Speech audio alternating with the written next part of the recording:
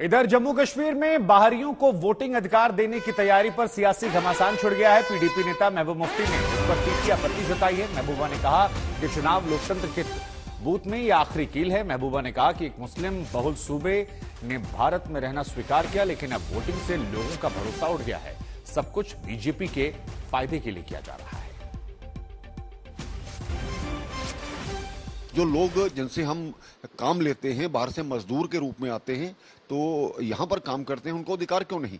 ऐसा नहीं होता। भारतीय जनता पार्टी पिछले 70 साल से चाहे जनसंघ के रूप में थी, यही अधिकार मांगने के लिए लगातार संघर्ष करती रही। उनका प्रयास रहेगा, लेकिन हमारे सुरक्षा बल सक्षम हैं, काम करते हैं।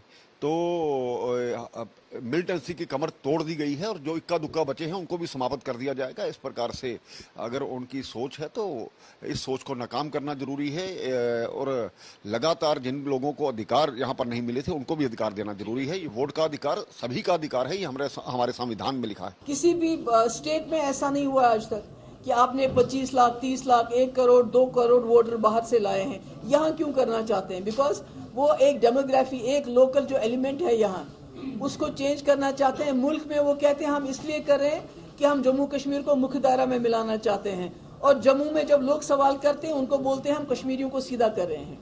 इट्स नॉट अबाउट लीगैलिटी और illegality about it, it's more about the intention behind it.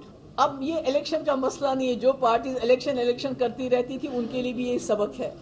मुझे लगता है हमें अब रेजोल्यूशन ऑफ कश्मीर प्रॉब्लम पे ज्यादा स्ट्रेस देना चाहिए, क्योंकि जब तक कश्मीर की समस्या रहेगी तब तक बीजेपी जैसी जमातें इसका शॉर्टकट ढूंढती रहेंगी और इसको एक्सप्लॉइट करेंगी। भारतीय जनता पार्टी की जो सोच है, एक भारत श्रेष्ठ भारत, और आप लोग जो ये इस पर टिप्पणी कर रहे हैं उनको ये पता होना चाहिए आपकी गलत धारा के कारण से यहाँ पर वेस्ट पाकिस्तान रेफ्यूजीज 70 साल वंचित रहे।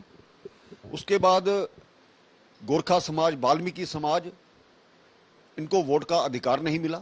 हम जब दूसरे क्षेत्र में जाते हैं पूरे भारत में तो कहीं भी हमारा वोट बनता है। हमारे छात्र छात्राओं का, हमारे जो सर्विस करने वाले एम्प्लॉइज हैं उनका वोट बनता है, तो जम्मू कश्मीर में क्यों नहीं? ये इनके सपने में आज भी धारा 370 आती है जो टूट चुकी है। यहाँ हिंदुस्तान का हर नागरिक बराबर है, उसको वोट का अधिकार क्यों ना हो? जो कई वर्षों से यहाँ पर रह रहे हैं वो जम्मू कश्मीर को छोड़ करके कहीं भी भारत में बसेंगे तो उनको अधिकार मिलना ही चाहिए। बीजेपी के 25 लाख जो नॉन लोकल्स हैं वोटर्स, उनको यहाँ इंक्लूड किया जाएगा।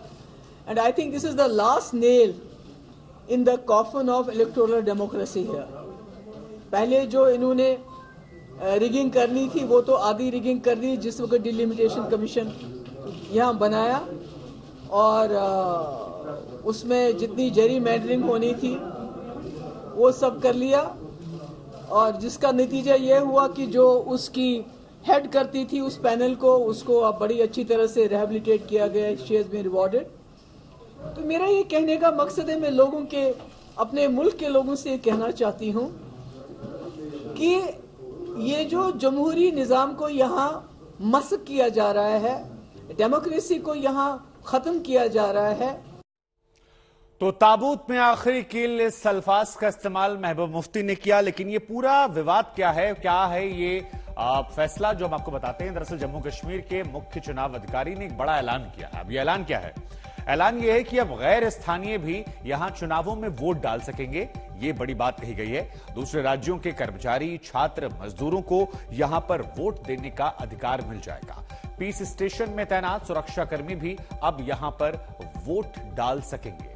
गैर स्थानीय वोटर लिस्ट में अपना नाम वो जुड़वा सकेंगे। तो ये एक ऐतिहासिक फैसला। स्थानीय निवास का प्रमाण पत्र अब जरूरी नहीं होगा। और महबूब मुफ्ती शायद इसी बात से घबराई हुई। अनुच्छेद 370 हटने के बाद गैर स्थानीयों को भी मताधिकार का अधिकार मिलने वाला है। उसमें कौन कौन होंगे? कर्मचारी हो सकते हैं, छात्र हो सकते हैं, मजदूर हो सकते हैं। ये तमाम वो लोग हैं जो यहां पर अपनी सेवाएं पहले से दे रहे हैं। और अनुच्छेद 370 का एक और प्रावधान जो है उसे यहां पर खत्म कर दिया गया है। जम्मू कश्मीर का दर्जा जो है अब वो उसके बाद अन्य राज्यों के बराबर कर दिया गया है।